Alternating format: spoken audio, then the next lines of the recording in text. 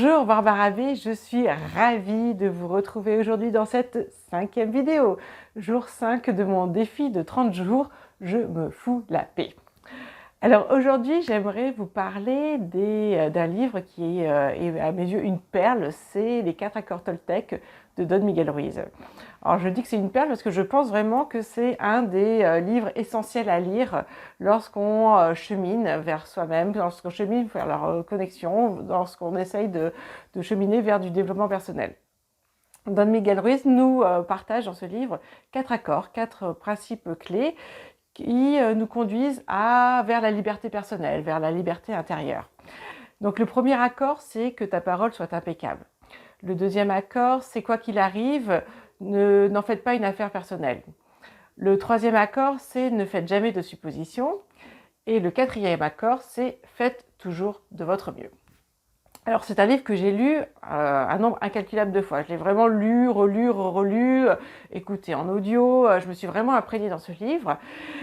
Et ce quatrième accord, faites toujours de votre mieux, résonnait fortement pour moi parce que je me disais, ah bah oui, ça confirme comme quoi il faut que je sois toujours au top du top. Il faut toujours que je performe le mieux possible et que je donne mon maximum pour avoir toujours plus, pour faire toujours plus.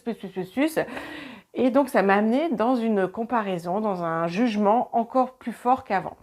Et donc c'était vraiment ma perception de ce quatrième accord, parce que c'est vraiment pas ça que partage Don Miguel Ruiz dans son livre évidemment, mais c'était que j'étais tellement enfermée dans mon schéma de performance, dans mon schéma de vouloir faire toujours au top du top pour pouvoir recevoir de la reconnaissance de l'extérieur, pour recevoir de l'amour de l'extérieur. Et cet accord-là, faites toujours de votre mieux, je le prenais en me disant, oui, faut que je fasse encore plus. Et c'était la cause pour moi d'un jugement qui était vraiment très, très présent.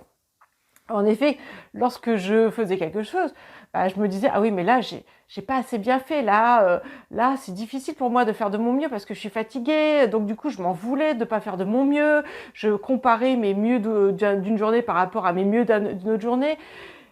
Mais en fin de compte, comme je vous l'ai dit, j'avais tout faux. En fin de compte, ce que Don Miguel Ruiz nous partage, c'est que faites toujours de votre mieux. C'est faites toujours de votre mieux en fonction de ce que vous pouvez faire à chaque journée.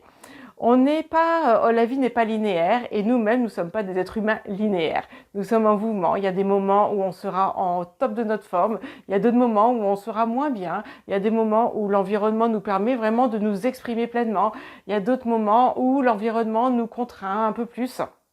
Et donc, faites toujours de votre mieux, c'est faites toujours de votre mieux dans les conditions qui sont les vôtres à ce moment-là. Et c'est pas faites toujours de votre mieux par rapport à hier, c'est pas faites toujours de votre mieux en comparaison par rapport aux autres. Non, c'est faites toujours de votre mieux, donnez votre maximum pour faire de votre mieux, mais dans les conditions qui sont les vôtres à ce moment-là. Et donc voilà, c'est vraiment quelque chose que je veux vous partager parce que c'est pas très, ça fait pas longtemps que j'ai compris ce que vraiment Don Miguel Ruiz nous partage dans ce faites toujours de votre mieux.